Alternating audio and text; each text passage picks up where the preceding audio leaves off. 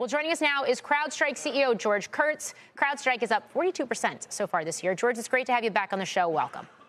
Great to be here. Thank you. So I'm going to start right there with you. How acute is the risk of cybersecurity incidents from Iran in the wake of everything we've seen right now? Well, what's important to realize is whenever geopolitical tensions rise, you're going to see a natural increase in cyber attacks. And that's exactly what we've seen. Iran has been very active, particularly groups linked to Iran, hacktivist groups that are focused on denial of service, web defacement, and influence operations. And if you think about these nation-state actors, and we kind of think about a pyramid of evil, if you will, where you've got nation-state actors at the top with great capabilities. In the middle band of the pyramid, you have e-crime, and at the bottom, you have hacktivists, which are many of them with less capabilities. They enter into cyber asymmetric warfare, where they can basically be a proxy, just like in the real world, Iran uses proxies. They can be a proxy for these sort of attacks to keep Iran clean, but still deliver a destructive attack. So have you seen an increase then here in recent days? And perhaps just as importantly, have you seen companies and perhaps even countries coming to you looking to fortify their defenses in anticipation of that? Well, we have. And first, we've seen an increase in denial of service attacks that happened right after the bombings. We've seen increase in website defacements. And really what we're starting to see is some other activities in the pre-positioning of wiper malware and those sorts of malware activities which are linked to Iran.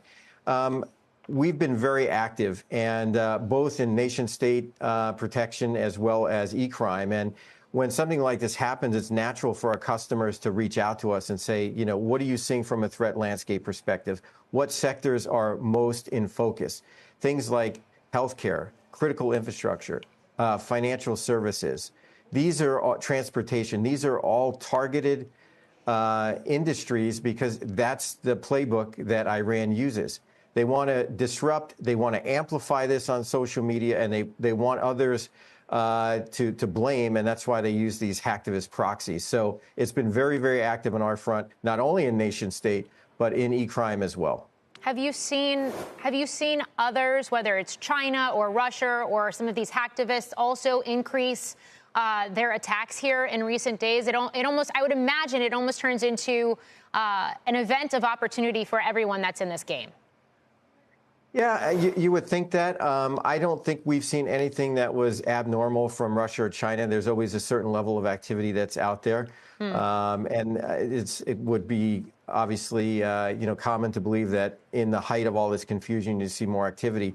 I don't think we've seen anything that was abnormal, but we certainly have seen a spike, particularly around Iran and its proxies. We talk about the secular growth story that is AI, and I realize you could do like a Venn diagram and you could lay AI over cybersecurity to see the overlap there. Is it a secular growth story for cybersecurity? And if so, what inning are we in? Well, I think what's important to realize is that as technology evolves, and we can think about the technology curve and innovation curve, right? It was simple 30 years ago, and it's pretty complex now. It's up and to the right.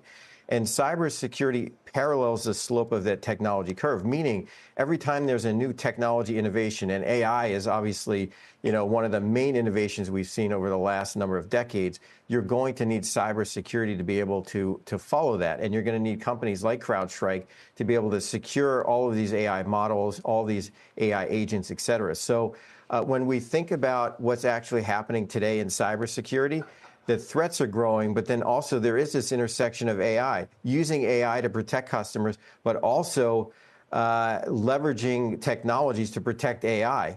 And that's why we've seen such growth in the sector itself. And if you believe that technology is going to advance, which I do, then security is a natural to grow with the technology innovation curve.